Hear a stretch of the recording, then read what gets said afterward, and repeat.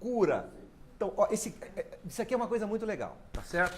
Então, isso da Tailândia, eles pegaram 8 pessoas que foram tratadas com antirretroviral no estágio FIBIG-1. Para vocês lembrarem o que é o FIBIG-1. Isso aqui, o Mike Bush pegou todas aquelas amostras de soroconvertores, ele testou, e o FIBIG-1 é quando o cara tem só o RNA, o P24 está negativo, anticorpo ELISA de segunda geração e de terceira geração estão negativos, e isso aqui é o desensibilizado, o S-blot negativo. O 2, que é muito precoce ainda, você já tem o P24, que vai sumir, P24 só fica na infecção aguda. O 3, você tem o P24 e já o ELISA de terceira geração já fica positivo. O 4, muito precoce ainda, ó, o S-blot está indeterminado. Bom, ele pegou os caras de FIBIG-1, tratou os caras FIBIG-1, uma média de 2,8 anos. Sabe o que aconteceu? Ele não achava o vírus. Ele procurava o DNA do vírus, não achava, pegava as células e fazia o RNA associado à célula, né? Ele estimulava para ver se tinha RNA, ou seja, se tinha vírus que podia replicar. Essa é a coisa da Gintanat, né? Hã? Essa é a coisa da Gintanat. Né? Então, e aí? Esses caras podem estar curados, certo? Se tiver curado, como é que a gente faz para saber? Tira. Fizeram. Acho que eles eu não tenho certeza absoluta se foi nesse estudo, mas eu acho que eles fizeram quase tudo. Para saber se está curado, tem que tirar o tratamento, certo? E o tratamento voltou em todo mundo. Esse aqui, ele ameaçou não... O vírus voltou em todo mundo. Esse aqui, o vírus ameaçou não voltar. Ele fez que não ia voltar, mas voltou. Esses aí são muito precoces, porque é uma coorte muito intensiva, essa Gintanat, o nome dela é infalável. Ela é uma... É Tailândia. Ela é tailandesa, que é a única tailandesa que eu conheço que fala inglês, absolutamente perfeito, né? Fala bem, né? Perfeito. E ela foi para os Estados Unidos como adulta, né? E eles acompanham muito, muito de perto.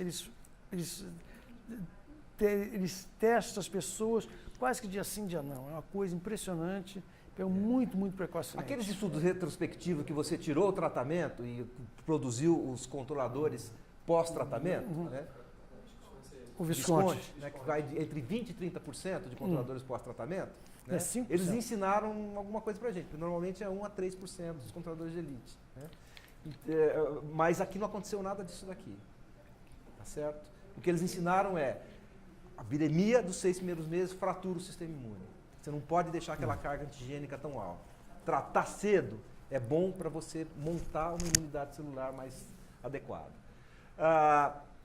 Isso aqui é uma coisa que a gente tem discutido muito. Esse aqui, especificamente, é um que eu pedi para trazer. O Ricardo tem uma aluna que tem um trabalho bastante interessante, que ela acompanhou, pegou pacientes que tinham ficado com carga viral indetectável durante um tempo grande e fez sequenciamentos e viu evolução viral. Há uma discussão muito grande se a carga viral indetectável leva ou não a replicação viral, a evolução viral. Por acaso, semana passada eu estava numa reunião na Filadélfia e no bar, sem prestar muita atenção, paralelamente o Dan Kuritsky, que é o cara da CTG, e o Joe Erin, que é um cara também falaram que tinha tido uma apresentação que eu não tinha visto no CROI, que acabava de vez com esse debate, que não havia replicação viral durante o tratamento completamente supressivo, que isso é o fim da história, acabava com a história para sempre. Isso ficou na minha cabeça.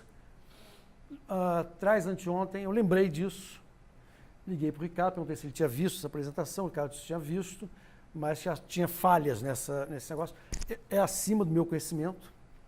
Eu entrei em contato com o Joe, que botou em contato com a Mary, que eu não lembro dela, disse que me conhece. Ela mandou toda a apresentação dela. Então, a apresentação ela está aqui. E o Ricardo ele discorda do que ela vai apresentar. E depois disso ele tem os dados da tese dela. Eu acho que é muito longo. Então eu não sei, isso agora é meio-dia 15, quase meio-dia 20. Então vai depender de vocês quanto tem interesse em debater em detalhe o resto. Isso aí tem implicações importantes para tratamento, para cura. é bem importante. Eu posso falar em 3 a 5 minutos. Eu falo. Não, é dependente de quantos... O dela só é importante fazer, mas o contra-argumento é saber quanto que as pessoas querem estender essa discussão. Esse é o último ponto que eu vou falar. Tá? Mas é um ponto que, confesso, o arrazoado, detalhado, é acima do meu conhecimento. Eu não sei quanto que é um conhecimento que vocês têm interesse em debater em detalhe, aí a questão do grupo como um todo. Resumindo, há 2 anos atrás, uma pesquisadora chamada Sarah Palmer pegou 8 pacientes e viu isso daqui. Ela viu assim, como é que era o perfil genético, a diversidade do vírus antes do tratamento e depois do período X de tratamento, no caso dela era 2 anos, aqui é mais. E aí, ela falou assim, olha, o vírus está paralisado, isso quer dizer que o tratamento é super eficaz. Eu estava até na plateia, eu levantei e falei assim, pô, mas você fez transcriptase reversa e protease, você fez o GenPol. Por que se esse gene evolui muito lentamente? Você pode estar subestimando isso daí. Ela falou, não, porque eu queria ver o valor agregado da resistência. Tudo bem, não engoli, publicou no PNAS. E agora, a Mary fala assim, eu estou interessada nesse assunto ainda e agora a gente vai definir o que ela pegou. Ela pegou crianças, tá? Pegou 10 crianças, 8 que estavam com carga viral indetectável o tempo todo. Criança é legal porque você sabe mais ou menos quando ela se infectou, né? Na maior parte das vezes na hora do parto. E ela explicou assim, olha, a gente faz os vírus, tá certo? A gente faz a diversidade dos vírus antes do tratamento, isso aqui é um modelo de uma árvore filogenética, é só modelo, não é dado real, e depois do tratamento. E se tiver assim, tudo igualzinho, é porque o vírus não evoluiu. Agora, se tiver assim antes do tratamento, tudo igualzinho, e depois mudar, é porque o vírus replicou, ele se multiplicou. Ele só muda quando replica.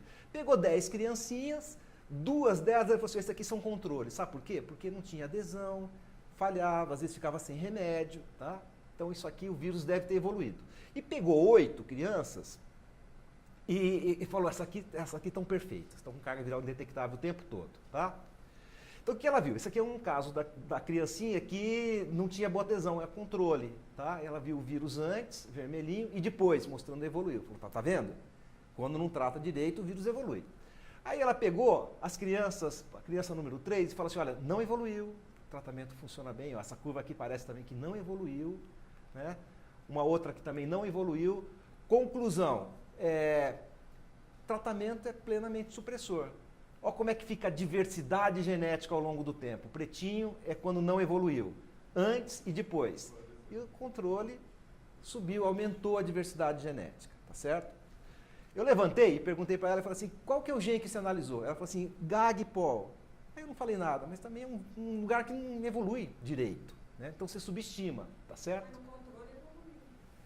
Sim, no controle evoluiu. Quer dizer, quando você tem alguma coisa que tem uma magnitude grande, que é a evolução, você consegue ver. Quando a coisa é pequenininha, você não consegue. Na Que época, é tão lento que você não tem sensibilidade suficiente. Só para você saber, é assim que o vírus evolui. Só para dar alguns... A pessoa se infecta, como cada bolinha fosse a diversidade genética. Ela se infecta com um vírus muito homogêneo, uma bexiga pequenininha. Conforme o tempo vai passando, a bexiga vai inchando, mostrando que um vírus está longe do outro. Então, essas bolinhas são a diversidade. E a distância que você tem do vírus inicial é a divergência, tá? Então, esse vírus é muito divergente desse. E aqui a diversidade é grande, enquanto aqui a diversidade é pequena, tá? Então, o que a gente... A minha crítica, né? Elas duas analisaram regiões muito conservadas do genoma. Eu até citei que o David Ho já tinha feito isso daí. O David Ho pegou na década de 90, 8 pessoas e tratou com AZT3TC e ritonavir. Na fase aguda, todo mundo tinha vírus homogêneo. Todo mundo detectou a carga viral, CD4 subiu, quantidade de DNA caiu na célula dessas pessoas, que é o que você esperava. E na hora que ele fez cada braço dessa árvore, é um paciente, ele viu que o vírus evoluiu. Então ele falou assim, olha, eu vi essa apresentação, ele falou assim, tem uma boa e uma má notícia. A má notícia é que o tratamento não é forte o suficiente. E a boa notícia é que o tratamento não é forte o suficiente. A gente pode melhorar, né? Então, e aqui ele usou V3, que é uma região do vírus que evolui bastante, né? A ordem de evolução é exatamente essa. O V3 é o que evolui mais, depois é o NEF, né? O GAG é outro que evolui menos, a protease menos ainda, tá? E aí, tanto esses 3 estudos têm casuística de 8 pacientes cada um. O que a gente fez? A gente pegou 48 pacientes, o Mauro tirou aquele slidezinho, né? Pegou 48 pacientes. Não está lá. Não, sai da ordem, deve estar. São 38, não é o primeiro slide. Está em um lugar, está no comecinho, vai lá. É o primeiro que só dizer o que é a tese dela. Aí, volta. Aí. 34 pacientes, tá legal. Aqui, são 34 pacientes, carga viral indetectável por 4 anos, não teve blip, a gente tinha 3 ou 4 cargas virais por ano, a gente escolheu bem, tá? E a gente fez envelope, fez GP41, que evolui menos do que o V3, né? E olhou isso daqui, uma casuística maior. Então, a primeira coisa legal que a gente viu é que a quantidade de DNA cai depois de 4 anos. O vírus está latente, ele vai saindo da latência. Cada vez que ele sai da latência, a célula morre. Por isso que a gente tira o remédio e o carga viral volta, porque o vírus vai saindo da latência. Então, você pode até curar uma pessoa tratando ela por muito tempo, 80 anos. 72 anos, 72, uma coisa... Então, isso, a primeira coisa que a gente mostrou os caras estão diminuindo a quantidade de vírus mesmo, tá certo?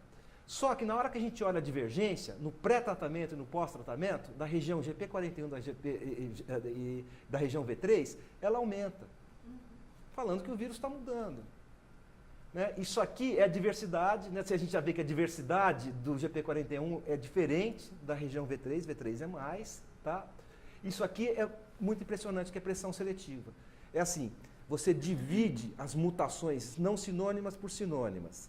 O vírus, cada aminoácido é codificado por 3 nucleotídeos. Às vezes você muda o nucleotídeo e você não muda o produto final, que é o aminoácido.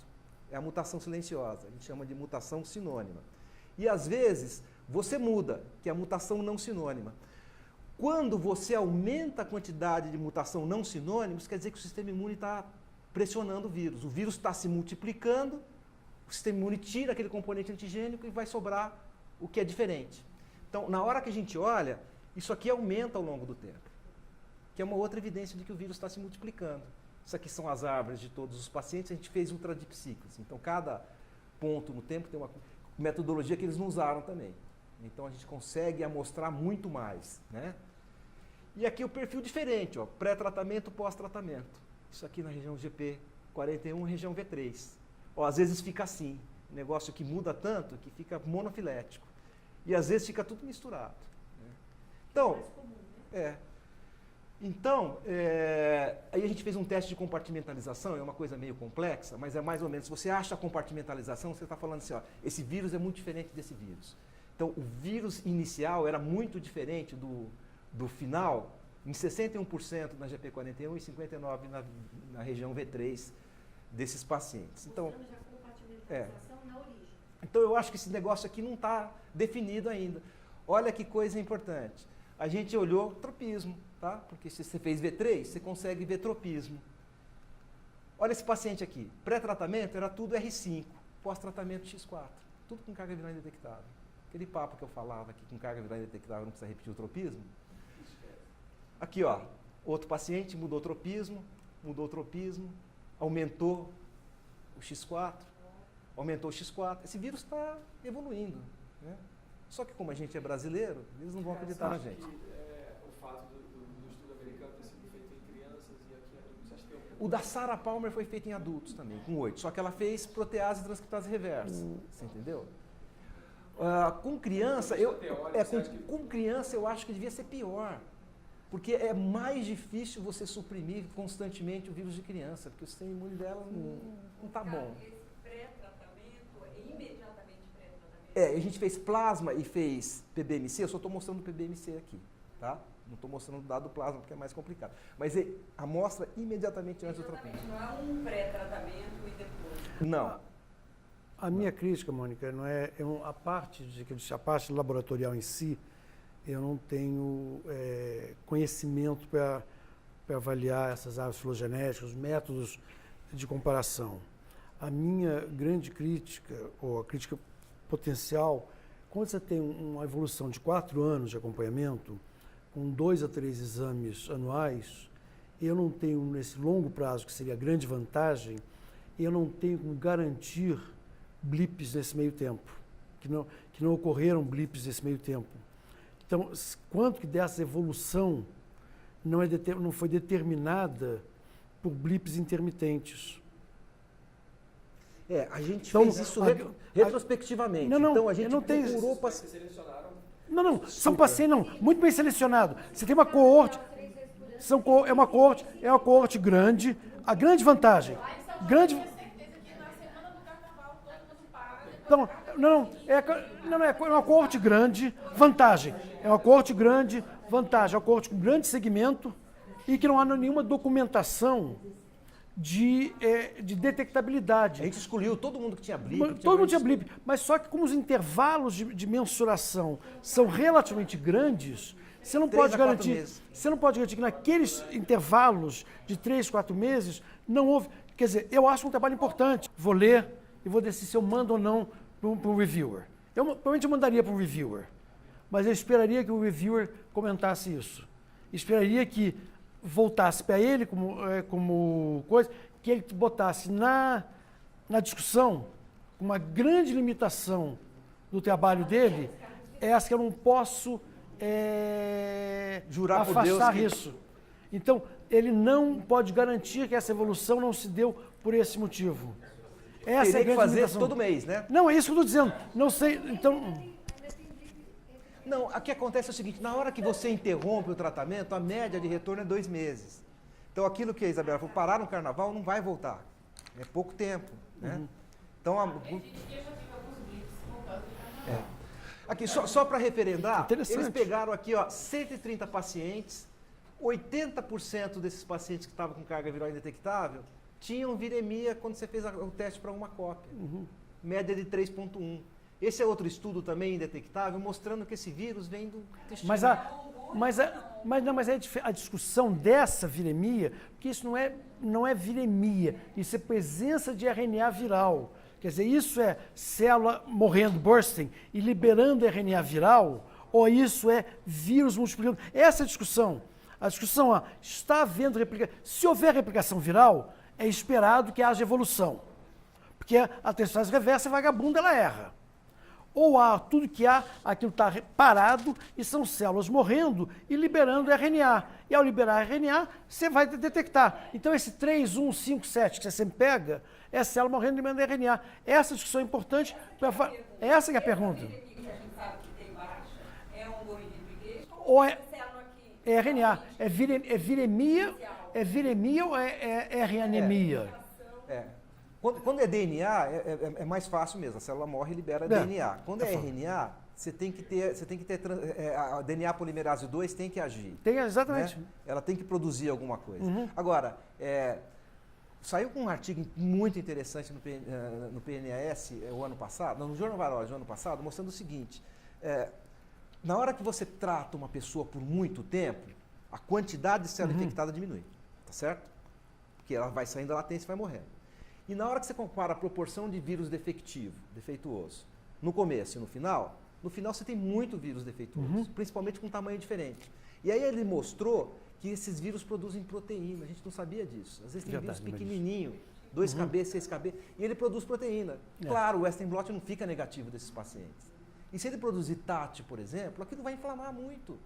Por isso que você trata o cara e não abole a inflamação. Essa pergunta, toda celeuma em torno de se a terapia ela é supressiva ou não, ela é por conta somente do status de manutenção de atividade inflamatória. Porque em termos de Ou da resistência- cura. Porque resistência, isso obviamente não tem impacto, essa replicação.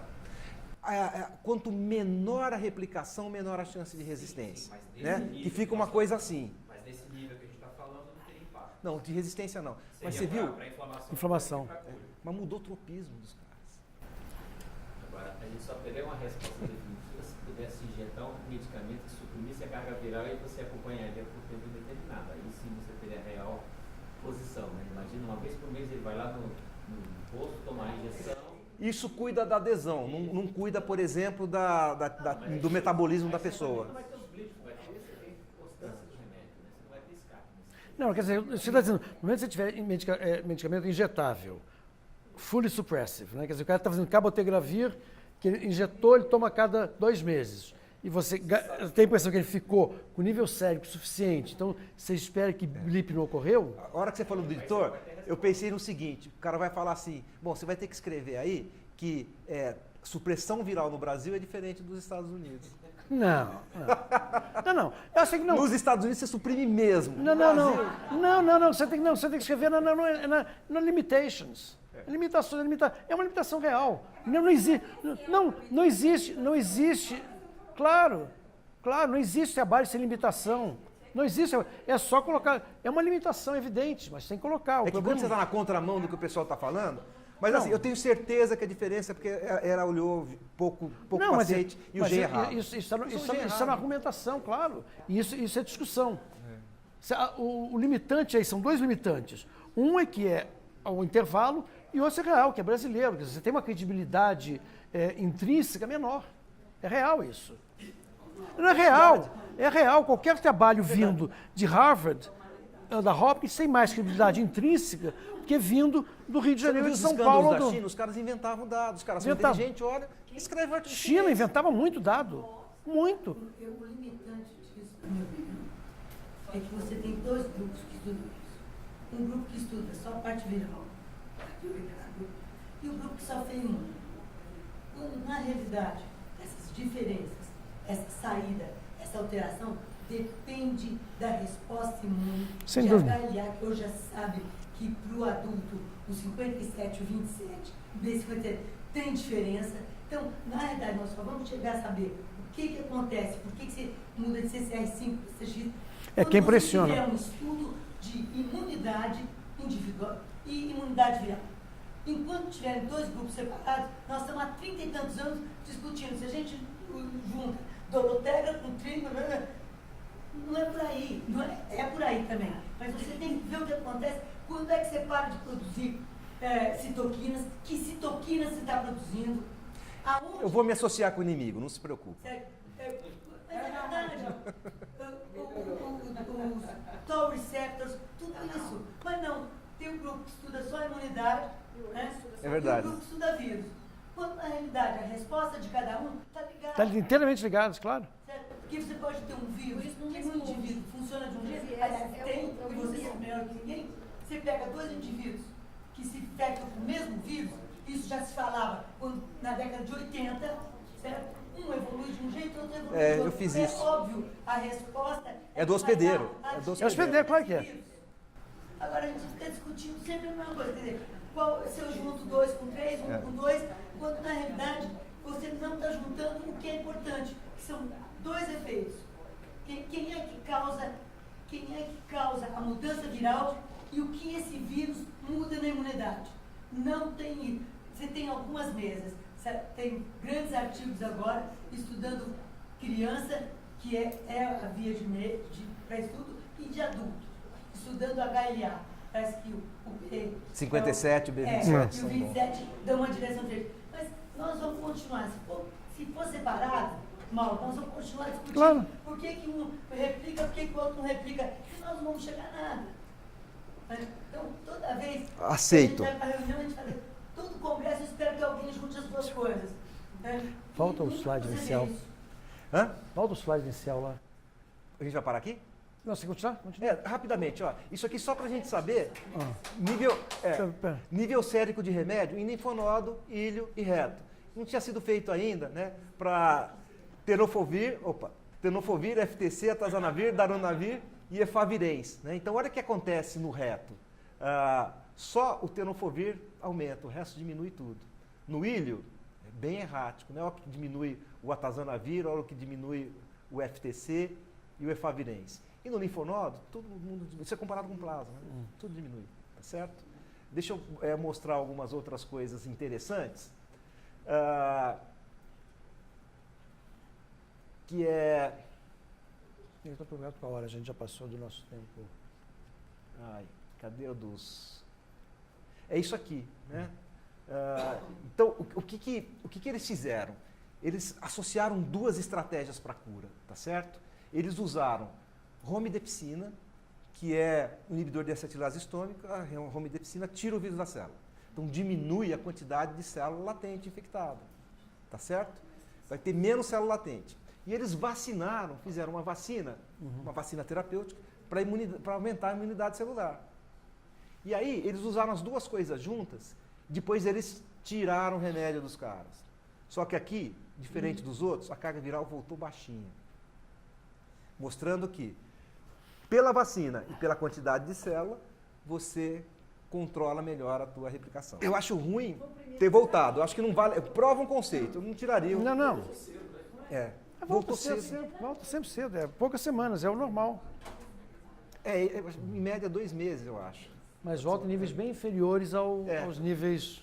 Eu acho que esse aqui é o último que a gente podia. A gente acha que é importante haver essa discussão e o que a gente tentou fazer e tenta fazer é selecionar artigos ou trabalhos que tenham implicações para a nossa realidade.